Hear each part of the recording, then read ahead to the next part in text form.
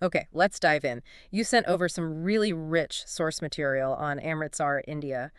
Our goal here is to unpack that, really pull out the key things from your notes, why this city matters so much historically, culturally. Exactly. And looking through it, the sources paint a picture of a city with um, many layers. Mhm. Each piece adds something distinct. Absolutely. And right at the core, the sources highlight the Golden Temple, Harmandir Sahib. It's, well, central. It really is. Described as the spiritual heart of Sikhism, but more than that, a powerful symbol of equality.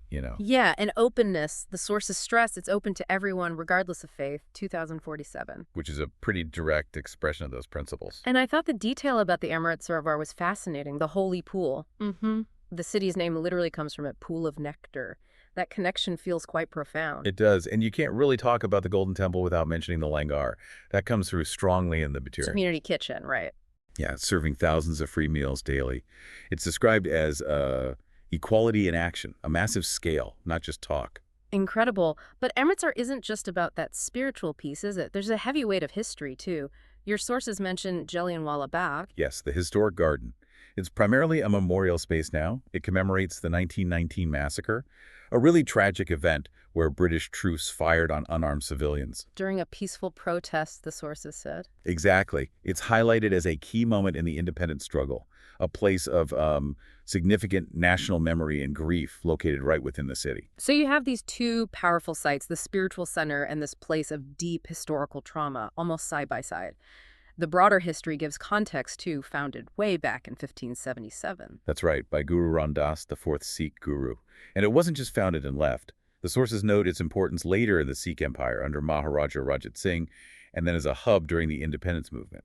Its past is really woven into the region's bigger narrative. Right, it's got deep roots, but the sources also show it's not, only about the past or deep spirituality. There's a real vibrancy mentioned. Oh yeah, definitely. The Yeah. cultural and culinary side comes through. Punjabi cuisine. Yes.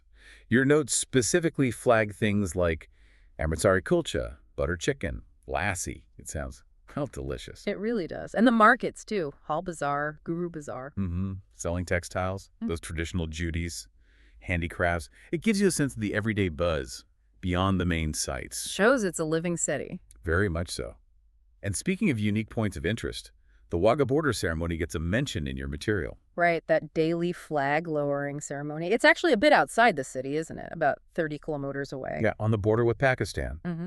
The sources describe this very synchronized, almost theatrical performance by the Indian BSF and the Pakistan Rangers. It's apparently a huge tourist attraction now, known for intense patriotism. A very different kind of ritual, you could say, Yeah. rooted in modern geopolitics and national identity.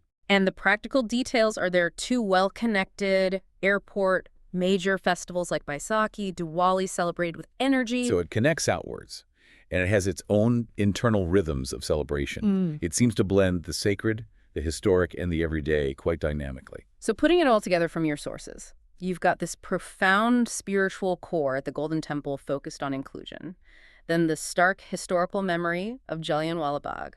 Add in the vibrant culture, the food, the centuries of history. And that unique border ceremony. Exactly, the Wagah ceremony. It makes Amritsar a city of incredible depth, but also, frankly, of fascinating contrasts, central to Sikh identity, national memory, and just, well, daily life. A place where very different threads seem to coexist. Precisely. And thinking about that, based purely on what your sources present, that juxtaposition of the Golden Temple's message of universal equality and openness, and the very nationalistic, boundary-focused display at Wagah.